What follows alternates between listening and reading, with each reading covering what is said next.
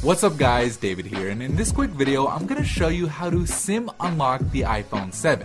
It's worth noting that this method also works for the iPhone 7 Plus and pretty much any other iPhone out there. So the first thing you're going to want to do is turn off Find My iPhone, which you can do by going into the settings, then iCloud, then Find My iPhone, and then flip the switch to the off position. Once you've done that, go back to the home screen and open up the dialer and dial *#06# to bring up your iPhone's IMEI number. Write this number down and make sure that you get it right, as you're gonna need it later. The next step is to get the unique unlock code that your phone needs from an unlocking service, and soon enough you'll get an email that looks something like this telling you that your iPhone 7 has been unlocked. And from here, all you have to do is enter in an unaccepted SIM card. So basically any SIM card that isn't from the carrier your phone is locked to. So in my case, since the phone is locked to AT&T, I'll enter in a T-Mobile SIM card, and then all you have to do is connect the phone to Wi-Fi, and that's it. Your iPhone will be officially unlocked.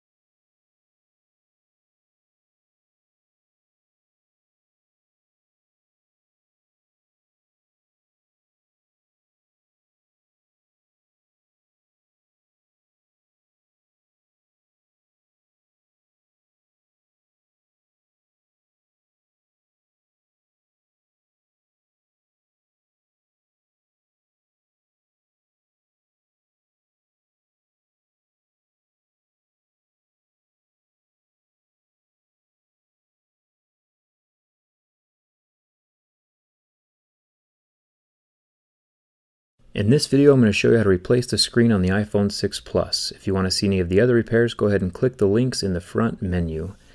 Here's the iPhone 6 Plus, and with the giant screen, it is prone to breakage. So what we're going to go ahead and do is take out the bottom two screws. They are the pentalobe screws, the same screws that are in all of the other iPhones. If you need any tools or parts, check the video description. I'll have everything linked down there. Take your suction cup and lift up on the screen, and that'll allow you to slip your pry tool in between the screen and the frame of the phone. Pry up very gently because you don't want to damage the screen any more than it is.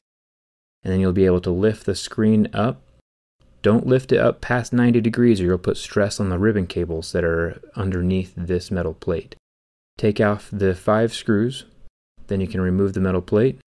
And then each of these little ribbon cables is kind of like a Lego. You just unsnap them from its little connector and then lift it up. There's 4 little connectors underneath here.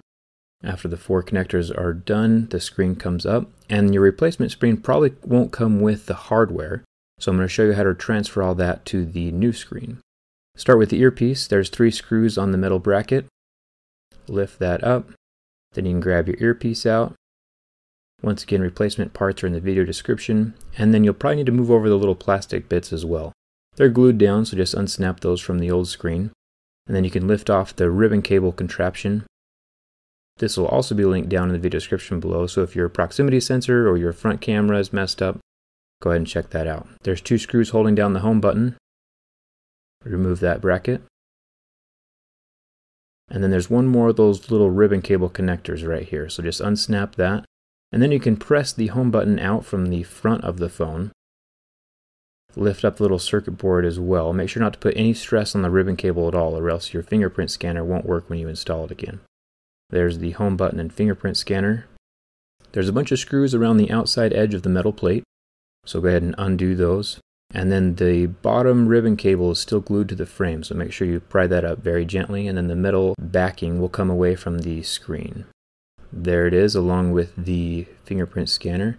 And then you can transfer all those parts over to your new screen. Once again, these are linked down in the video description below, so if you need to buy a new one, check there.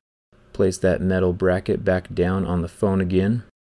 Over the little ribbon flap that's underneath the earpiece, make sure it's on top. Get all the screws back in along the sides. Now let's get the home button in place. Just press it gently down. The glue that was on it before should still be sticky, so it should just stick right back in there how it was. Clip that ribbon cable. You'll kind of feel it snap in place just like a Lego. get the 2 screws on the bracket back in. Pretty straightforward. Now with the earpiece section, you want to get that little bracket in place. Once you get the ribbon cable on top of it, it'll hold the plastic better than it is right now. Fold each part individually, place it exactly where it needs to go. It's kind of like a puzzle. So if each part isn't exactly where it needs to be, it's not going to fit very smoothly. Slide the earpiece in between the cables because the top part of the ribbon cable has the connections that make the earpiece work. Get the camera down in the little plastic hole, and then the metal bracket goes right over the top. And it should fit very easily, lining up very easily with the holes. If it's not fitting easily, you should probably lift it up and make sure everything's positioned correctly. Now that all our parts are on the new screen, we can go ahead and clip it back in.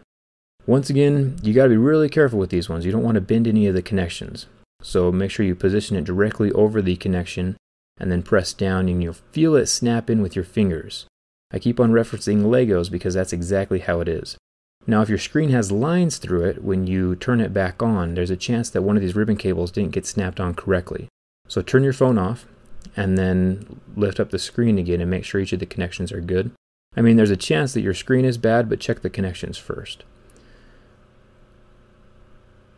The connections are good on this one, so now I can go ahead and put that metal bracket on. Turning the phone off first because you don't want to work on it at all while the phone is on. Now the metal bracket with the 5 screws, get that back into place. And the top of the phone has these little grooves that you want to slide into the frame. Get that first, and then you can press down along the edges, snapping each of those little things back into place as well. Remember, don't use a whole lot of force, you're going to break your new screen. And that is not the direction you want to go. Once your screen is snapped in, you can turn it on, make sure the bottom 2 pentalobe screws are in, and you are set.